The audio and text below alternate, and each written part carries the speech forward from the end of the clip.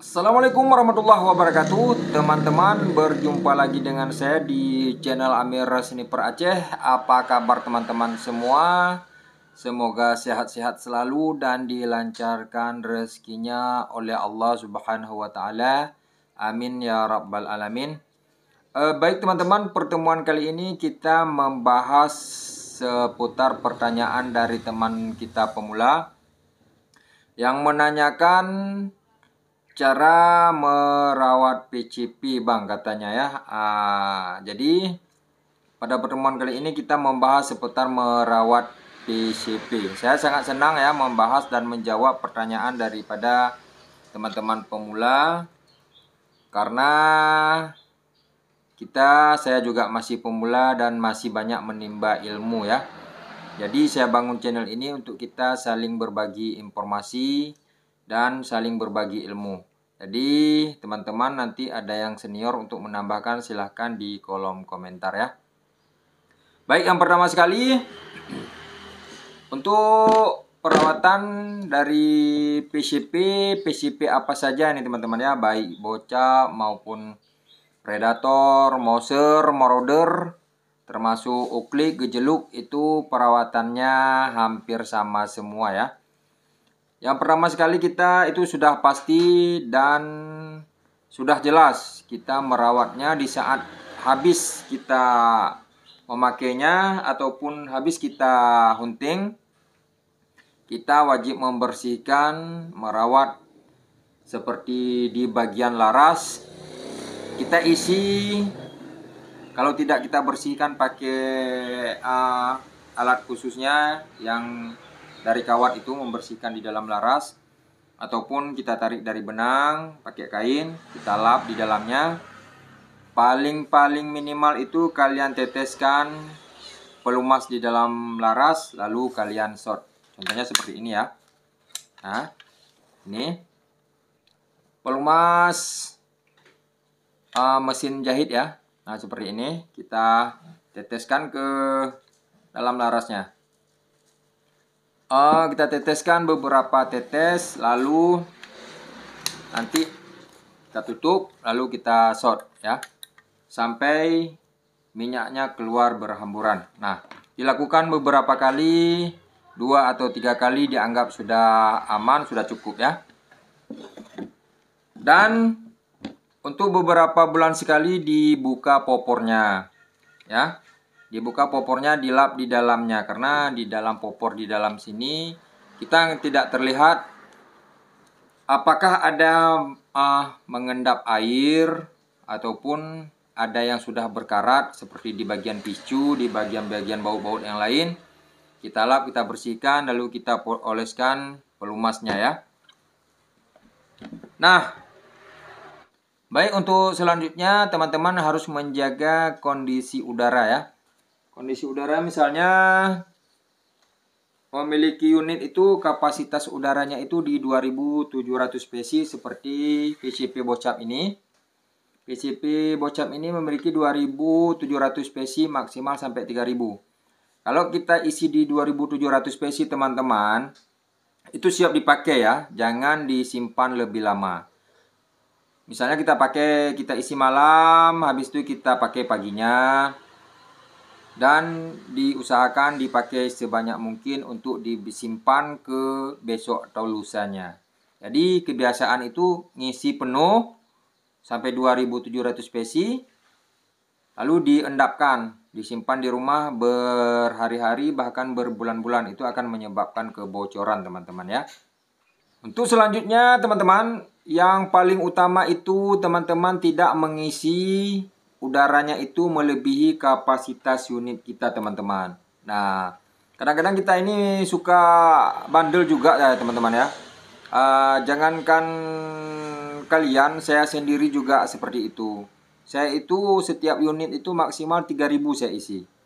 Mau dikatakan dia 1500, mau dikatakan dia 2000, 2500, saya tetap mengisinya di 3000. Nah, kadang-kadang karena kita nggak mematuhi peraturan itu, dari situlah penyebab unit kita rusak. Ada yang pecah tabung, ada yang seal-sealnya bocor, Bahkan kalau yang unit-unit kapasitasnya itu tidak terlalu tinggi teman-teman, kualitasnya tidak terlalu tinggi, tidak terlalu bagus, maka bahkan ada yang pecah, terjadinya ledakan ya. Nah, jadi kita patuhi saja peraturan yang dianjurkan oleh penjualnya, apalagi oleh pengrajinnya, karena setiap kekuatan unit itu ada mereka yang lebih tahu apa-apa bahan dan sejauh apa kekuatannya mereka lebih tahu. Nah, jadi kita sering mengisinya lebih karena apalagi kadang-kadang kita mau hunting, kita isi terus yang banyak lah biar nggak cepat habis udaranya. Tapi nggak apa-apa teman-teman ya. Yang penting nanti langsung dipakai. Nah, satu hari itu kita harus paling tidak menghabiskan udaranya 1000 psi ataupun lebih ya. Nah, jadi ada tekanannya itu sudah mulai melemah ya, sudah mulai berkurang. Nah, begitu teman-teman ya. Dan yang keduanya dan ke selanjutnya teman-teman, untuk unit kita lebih awet itu kita harus menyimpannya itu dengan tekanan udara yang rendah. Misalnya teman-teman tidak pakai ini ya. Saya tidak hunting ataupun saya tidak pakai, saya lagi berliburan, lagi malas, lagi apa mau menyimpan. Kalau untuk unit bocap seperti ini teman-teman, sisakan saja itu di 500 psi. Nah, kalau untuk biasanya kalau untuk PCP yang monel, yang big game itu kebiasaannya itu di bawah 1000 dia akan keluar sendiri ya, seperti unit ini. Nah, seperti unit ini. Ini di bawah dari 500 dia akan keluar sendiri. Jadi saya sisakan dia sampai di 700. Ada lagi yang lebih tinggi lagi, kapasitasnya sampai 5000 psi juga ini. Jadi ini saya sisakan udaranya di 1000 dan baru kita simpan. Nah, jadi maka dia akan lebih awet lagi teman-teman. Dan selanjutnya setiap penggunaan harus selalu dibersihkan, apalagi yang menggunakan teleskop. Teleskop harus dijaga dari air ya. Kadang-kadang kalau sudah terlalu banyak kena air hujan, maka dia juga akan mengendap dan masuk ke dalam teleskopnya teman-teman. Jadi nanti akan terjadinya buram dan kerusakan pada teleskop. Jadi kalau pulang di dalam hujan silakan dibungkus plastik. Nah, bagaimana dengan unitnya bang? Kalau unitnya aman-aman saja kena air ya, tidak masalah. Takut macet, takut ini itu tidak akan ada kemacetan, tidak akan ada kerusakan kalau terkena hujan. Sekalipun kita buka ini, kita buka teleskopnya, kita masukkan dia ke dalam air, masih aman-aman saja ya. Yang penting setelah kita kenakan air, pada hari itu juga kita harus membersihkan. Buka popor, bersihkan semua. Bisa-bisa kita buka di bagian hammernya ini. Kita bersihkan, kita lap, kita keringkan airnya, lalu kita kasih pelumasnya. Tujuannya apa? Supaya tidak terjadi karatan teman-teman ya, tidak berkarat. Nah, mungkin begitu.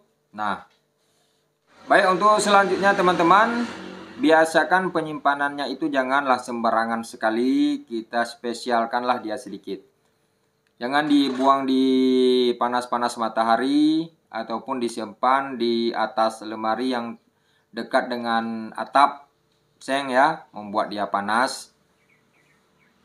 Disimpan di suhu yang rendah saja teman-teman, tapi jangan terlalu rendah seperti di atas semen.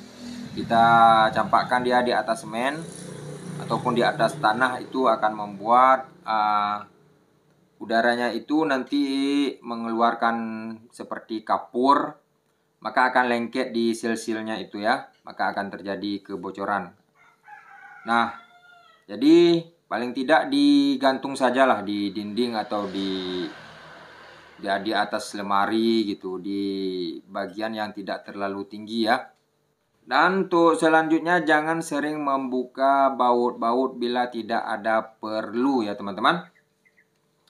Misalnya apalagi jenis-jenis seperti ini nanti iseng-iseng kita buka, nanti entah manometernya, entah kokangan, baut-baut kokangannya, dan bau-bau laras dan bau-bau yang lain. Karena tidak perlu sering-sering kita buka, itu jangan. Kecuali sudah waktunya kita servis, itu baru boleh kita buka teman-teman ya. Kalau tidak, karena ini bukan besi teman-teman.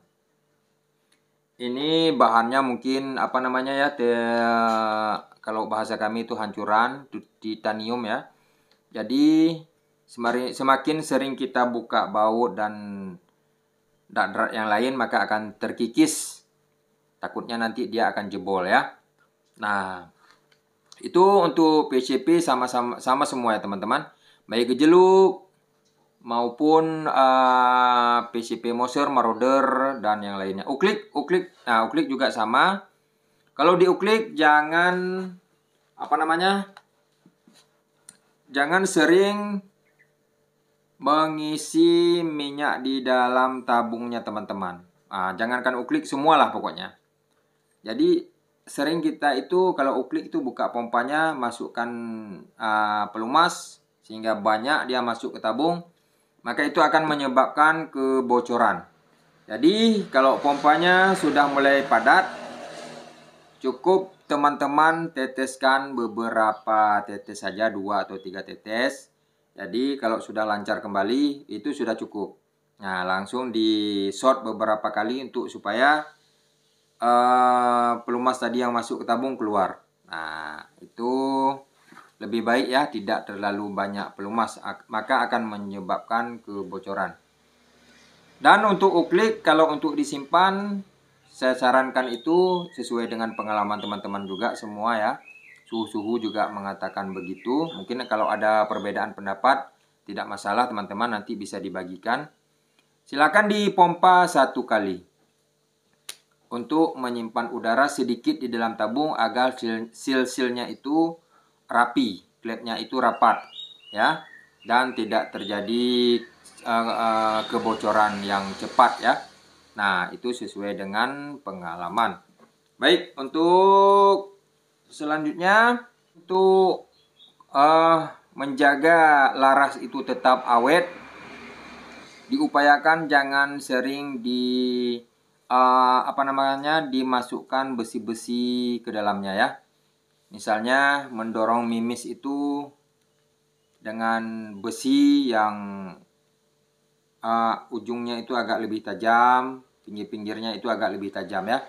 Diusahakan kalau dimasukkan besi itu teman-teman buat dulu sedikit dibalutkah ujung besinya itu sedikit agar tidak terjadi gesekan yang keras pada ulir laras ya.